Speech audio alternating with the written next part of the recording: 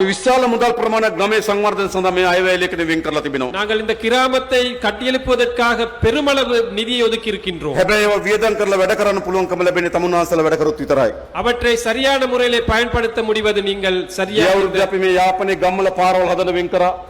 கடந்த வருடத்திலே ගම්වල පාරවල් හදන වෙන් කරා කීයද? யாழ்ப்பாண வீதிகளை புனரமைப்பதற்கு நாங்கள் ஒதுக்கினோம்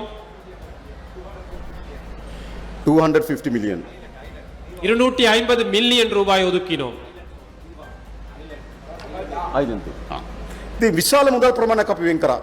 பெரிய ஒரு நிதியை நாங்கள் මේ උතුරු පළාත ගම්වල පාරවල් හදන මිලියන 5000ක් වෙන් කරා. இந்த வடமாகாணத்திலே பாதைகள் புனரமைப்பதற்காக 5000 மில்லியன் ரூபாய் ஒதுக்கினோம். හැබැයි සමහර සල්ලි ඉතුරු වෙලා ආවා. ஆனால் கொஞ்சம் மீதியாகி திரும்ப அரசாங்கத்துக்கு போனது. ඉතුරු කරන්න එපා. මේ අවුරුද්දේ විශාල මුදල් ප්‍රමාණයක් ගම්වල සංවර්ධනයට එවලා තියෙනවා.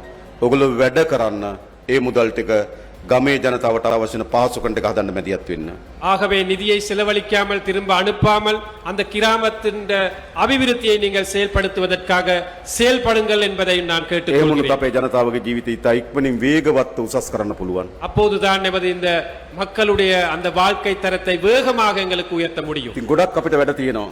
நிறைய வேலைகள் பணிகள் எங்களுக்கு இருக்கின்றன. හැබැයි වැඩ අතර ප්‍රධානම වැඩේ මේ මද්ද්‍රව්‍ය උදුර අපි තුරන් කරන්න ඕන. அந்த அனைத்து பணிகளுக்குள்ளும் இந்த போதை வஸ்து அச்சுறுத்தலை தோற்கடிப்பது பிரதானமான ஒரு பணியாக ஏற்றுக்கொள்ளுங்கள். අවියාවුදගත සන්නද්ධ අපරාධකරුවන් ඉන්න විනාශ කරන්න ඕන. பாதாள உலக கோஷ்டிகள் ஆயுதம் ஏந்தி இருக்கின்றார்கள், அவரை ஒழித்து கட்ட வேண்டும்.